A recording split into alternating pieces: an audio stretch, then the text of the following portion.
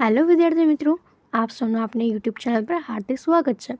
तो आज હું તમારા માટે લઈને આવી ગઈ છું ધોરણ 9 વિષય ગણિત પાઠ 9 વર્તુળના સ્વાધ્યાય 9.1ના તમામ પ્રશ્નોના ઉત્તરોની સમજૂતી, તે પણ આપણે આ ગણિત નવી બુક પ્રમાણે। તે પહેલાં તમે જો આપણી ચેનલને લાઇક અને સબસ્ક્રાઈબ ન કરી હોય તો તે જરૂરથી કરી દેજો। તો ચાલો આપણે આ સ્વાધ્યાયના તમામ પ્રશ્નોના ઉત્તરોની સમજૂતી મેળવીએ।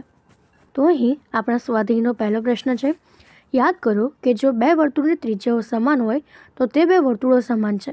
साबित करो कि एकरूप वर्तुळोने समान जीवा हो तेमना केंद्र आगळ समान खूणा अंतरे छे।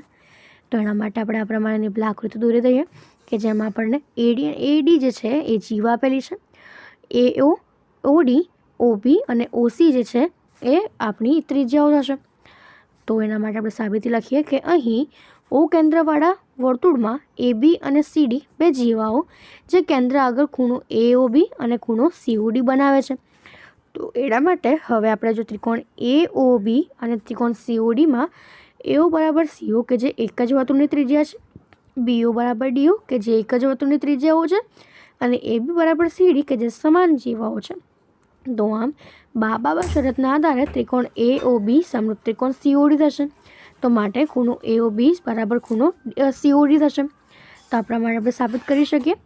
એના પછીનો આપણો બીજો પ્રશ્ન છે કે સાબિત કરો કે એકરૂપ વર્તુળોની જીવાઓ તેમના કેન્દ્ર આગળ સમાન ખૂણા અંતરે છે।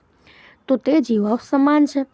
તો આપણે આ પ્રમાણે આકૃતિ દોરીએ અને લખીએ કે અહીં ઓ કેન્દ્રવાળા વર્તુળમાં એ બી અને સી ડી બે જીવાઓ જે કેન્દ્ર આગળ ખૂણો એ ઓ ડી અને સી ઓ ડી બનાવે છે।